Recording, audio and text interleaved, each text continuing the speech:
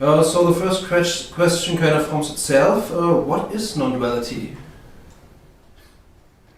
I think the easiest way to describe non-duality, or the most basic aspects of it to describe first, is that seeing non-duality is seeing that there is no self. I mean, that is the absolutely most basic and simple way of putting it. It's seeing that this, if you like, what appears to be a person with the things that we associate with that, like a life which the person lives, with responsibility and autonomy and choice and the ability to make it a good life or not a good life, that is all seen through. It's seeing that what this is actually is empty. And when I hold meetings about this, I usually start by, or I often start by saying that, the core message of this, the core communication is there is no self. It's as simple as that. And I would suggest that that's the heart of all mystical communication, wherever we find it. Whether we find it in the yogic tradition, the Buddhist tradition, in Taoism, it's there in the Christian tradition, it's there of course in the Sufi tradition, wherever mystics have spoken. In a way, the only thing that they have to say, the only thing any mystic really has to say is there is no self. And anything else that we say or anything else that we talk about flows out of that core statement, or if you like, that core seeing. So the suggestion from here is that can be directly seen.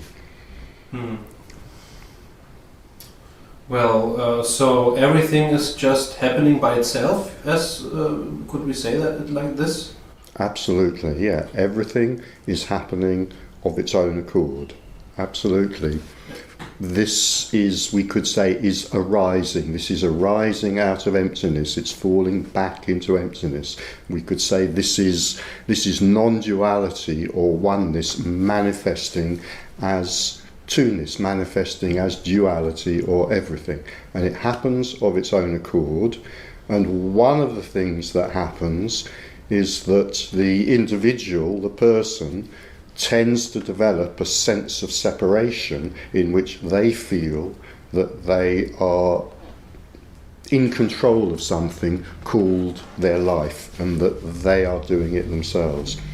A metaphor I often use is that the self, or what sometimes people call the ego, it's like, if you imagine, it's like the managing director of an enormous organisation, and it sits behind a huge and very, very important desk, and this desk is covered with very important looking levers and equally important looking buttons, and the self sits there all day and it pulls levers and it pushes buttons to make things happen, out there, and it goes, see, I've made that happen, and I've made that happen, and I've made that happen. And the joke is that not one of those levers or buttons is attached to anything. None of them do anything. And something that's often reported when the self is seen through, not always, but quite often, there's quite a lot of laughter when the self is seen through, and that's partly what that laughter is about. It's seen to be such a joke that for maybe all those years I felt myself to be sitting behind a desk making things happen, and all the time that was all just a play. It was all simply empty.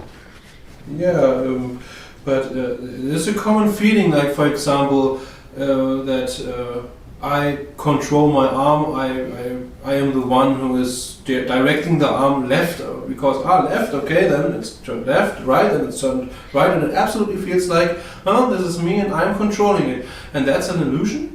It absolutely feels like that until it stops feeling like that. And something that's quite interesting is happening now, is happening very recently. So we could say that in the story of time, mystics have said over and over again that is let's call it an illusion. That's not quite the right word, but let's call it an illusion, that no one was ever controlling this arm. And of course, what's happening recently at the end of the 20th century, the beginning of the 21st century, is that neuroscience is now confirming that. Neuroscience is now saying exactly the same thing. Neuroscience? Neuroscience, yes, the science. The science, yeah. They found out that the brain is making the decision before the consciousness, before it arises in consciousness. Exactly. So not all neuroscience and not all psychologists and philosophers who are influenced by that would say this, but many of them would now say, would now acknowledge, there is no chance of there being a central self with autonomy who exercises Even choice. within the story with modern scientists now and science now. Yeah. As this hand goes out to pick up this cup of tea, what neuroscience tells us is that all of the, if you like, the physical operations attendant on that, they all start happening before the conscious mind decides, oh, I think I'll pick up the cup of tea and have a sip.